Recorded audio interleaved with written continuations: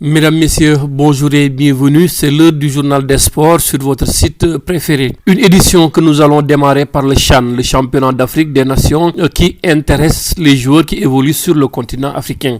Les choses sérieuses ont commencé ce vendredi. En match d'ouverture, l'Algérie s'est imposée sur le score d'1-0 au stade Nelson Mandela devant la Libye. Le pays hôte a marqué sur penalty à la 57e minute par Mahious. Au programme de ce samedi, l'Éthiopie rencontre le Mozambique à 13h. La RDC joue contre l'Ouganda à partir de 16h.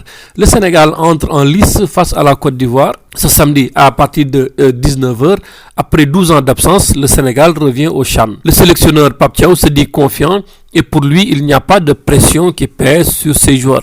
Pape Thiaw va s'appuyer sur l'expérience des anciens comme Alioune Badara Fati pour faire une bonne prestation dans cette compétition. En Europe, des débuts ratés pour João Félix en Premier League lors du match retard comptant pour la 7e journée. Chelsea a perdu devant Fulham sur le score de 2-1. Kalidou Koulibaly a joué toute la rencontre. Le défenseur sénégalais avait même égalisé pour les Blues à la 47e minute après l'ouverture du score pour Fulham.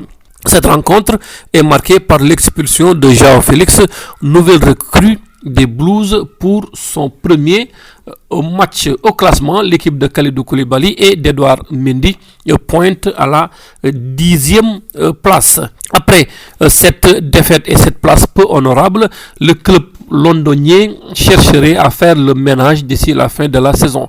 Plusieurs joueurs pourraient être poussés vers la sortie. Kai Havertz, Hakim Ziyech et même Kalidou Koulibaly sont sur la liste de départ. Toujours en Europe, cette fois-ci en Italie, la Juventus de Turin a elle aussi subi une humiliante défaite devant le Napoli sur le score de 5-1 en match avancé de la 18e journée de la Serie A. La Juventus se retrouve à 10 points des Napolitains qui sont premiers de la Serie A. En Angleterre, avec le procès de Benjamin Mendy, il a été déclaré non coupable de 6 accusations pour viol.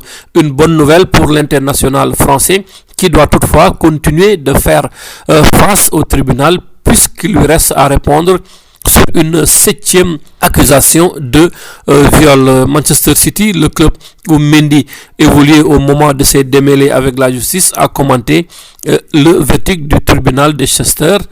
Dans l'état actuel des choses, la prudence est de mise, d'autant que Benjamin Mendy sera jugé pour une autre accusation, a indiqué le club anglais peu de temps après le verdict. Programme championnat Angleterre ce samedi, le derby mancunien attend les amateurs de football. United reçoit Manchester City. Les Citizens sont deuxième avec 39 points. Manchester United est quatrième avec 35 points. Terminons par cette information concernant le transfert de Weghorst. Le Néerlandais va rejoindre Manchester United. Le joueur de 30 ans quitte donc le championnat turc où il a marqué 8 buts en 16 rencontres. La nouvelle recrue de Manchester United s'est notamment distinguée lors de la Coupe du Monde au Qatar. Il rejoint ainsi Manchester United pour remplacer Cristiano Ronaldo parti en Arabie Saoudite. Voilà, mesdames et messieurs, merci beaucoup. C'était tout pour l'édition du jour. Nous vous donnons rendez-vous dans les prochaines heures pour d'autres informations sportives sur votre site préféré.